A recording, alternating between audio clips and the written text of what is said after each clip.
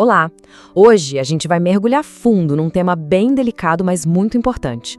Vamos falar sobre a jornada para entender e, principalmente, curar uma dor que muitas vezes ninguém vê. Uma dor que começa lá na infância e que ecoa pela vida adulta inteira. E para guiar nossa conversa, a gente tem duas fontes muito potentes. O trabalho supersensível da Diziane Alves no livro dela e toda a estrutura clínica do método de integração psicanalítica racional. Juntos, eles meio que oferecem um mapa, sabe? Um caminho que vai do reconhecimento de uma dor que nem tinha nome até a chance real de reconstruir a vida. E tudo, absolutamente tudo, começa com essa frase. Ela é forte porque captura a essência de um luto muito, muito particular. Não é a saudade de alguém que partiu, mas aquele anseio profundo por um amor, por um cuidado, por um colo que nunca veio. É a dor de um vazio, um espaço que deveria ter sido preenchido, mas que ficou ali, aberto. Então, o nosso primeiro passo é justamente esse, dar um nome para essa experiência. Porque não é uma dor que grita, que se anuncia. É um luto silencioso que muitas vezes nem a própria pessoa reconhece. Um luto por uma infância que foi muito mais sobre suportar do que sobre de fato viver. E essa imagem, nossa, ela diz tudo, não é? Ela transmite perfeitamente essa sensação. É a solidão de crescer num ambiente que não acolhe, onde a criança se sente invisível, sabe? Encolhida num canto, só esperando por algo que simplesmente nunca chega. Um silêncio que, em vez de trazer paz, só trazia mais angústia. E é fundamental entender que o abandono na infância tem muitas caras. Não é só ausência física, de jeito nenhum. Pode ser um ambiente barulhento, cheio de gritos, de portas batendo, de palavras que machucam fundo. Ou pode ser o exato oposto, a violência de um vazio, da fome que não é saciada, da solidão absoluta e silenciosa. As duas coisas, ambas, deixam cicatrizes profundas. O ponto central é esse, então. Para muita gente, a infância não foi uma época de brincadeira, de descoberta, foi um treinamento constante para ficar hipervigilante.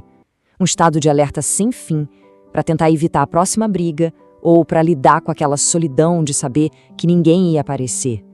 O sentimento que dominava não era alegria, era medo, era culpa. E essa experiência toda não fica guardada só nas memórias, na mente. Agora a gente vai ver como o corpo se torna o guardião silencioso de toda essa história. Essa ideia é muito, muito poderosa. O trauma, a dor, o medo que não foram ditos, eles não somem.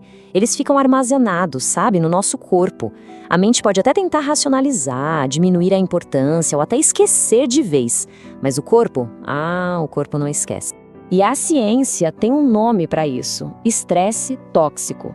O manual da IPR define como resultado de ficar exposto por muito tempo a um ambiente hostil na infância. Não é aquele estresse normal do dia a dia, é um estado crônico constante que literalmente altera a arquitetura do cérebro que está ali em desenvolvimento e que abre a porta para um monte de problemas de saúde lá na frente. E aqui a gente vê as consequências biológicas na prática. O eixo HPA, que é o nosso sistema central de estresse, fica totalmente desregulado. O cortisol, o famoso hormônio do estresse, fica circulando no corpo o tempo todo. A amígdala, que é o nosso centro do medo no cérebro, fica super ativa. E qual é o resultado? Dores crônicas sem explicação, uma fadiga que parece que dormir não resolve e uma ansiedade que não vai embora. O corpo está literalmente vivendo no passado. Ok, se o problema é tão profundo assim, envolvendo corpo e mente, como é que se começa a curar? E é isso que nos leva à solução proposta por nossas fontes, o método da integração psicanalítica racional, a IPR.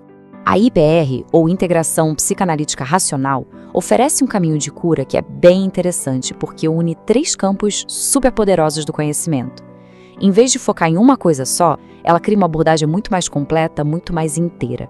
Vamos quebrar isso para ficar mais fácil. A psicanálise ajuda a gente a entender a história, as feridas, os padrões que a gente nem percebe que tem.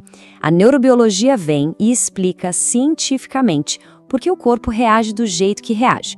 E a racionalidade, ela oferece as ferramentas para a gente reorganizar a mente e começar a fazer escolhas conscientes. Então, essa é a definição mais formal. O objetivo aqui não é apagar o passado, porque isso é impossível, é reconstruir a vida a partir dele. E a palavra-chave é integração. fazer com que a verdade do que foi sentido, o entendimento do porquê o corpo sofre e a capacidade de pensar com clareza trabalhem todos juntos. Tá, mas como isso funciona na prática? O método é todo estruturado em volta de um acrônimo bem legal. RAIZS. Sim, raízes. São 6 pilares que servem como um guia, um passo a passo, para construir uma nova base emocional mais firme. Vamos passar por eles rapidinho. Primeiro, a racionalidade, para conseguir enxergar a realidade sem aquelas distorções do trauma.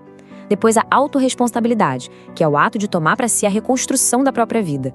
Aí vem a integração, para conectar as partes que ficaram fragmentadas. O zelo, que é aprender a se cuidar, a colocar limites. A estruturação, para criar estabilidade na vida prática. E, por fim, a sustentação, para manter essa evolução e não voltar para os padrões antigos. É um caminho bem claro, bem progressivo. E tudo isso nos leva à conclusão dessa jornada. O objetivo final de todo esse processo é uma transformação fundamental. Sair daquele modo de sobrevivência e, finalmente, de uma vez por todas, começar a viver de verdade. E essa imagem, ela ilustra de um jeito brilhante o coração dessa transformação. A ideia é se tornar, na vida adulta, a figura cuidadora que tanto faltou lá na infância. É sobre oferecer àquela criança interior a segurança, o acolhimento e o amor que ela, infelizmente, nunca recebeu. E aqui está a mensagem final, talvez a mais poderosa de todas.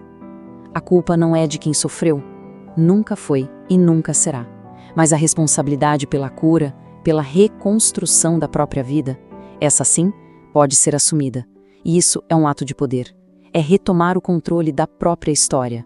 E a gente termina com essa pergunta, que fica para reflexão. Depois de entender a dor, suas raízes e um caminho possível para a cura, fica o convite.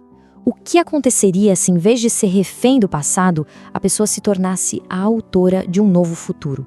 Como seria, de fato, reescrever a própria história,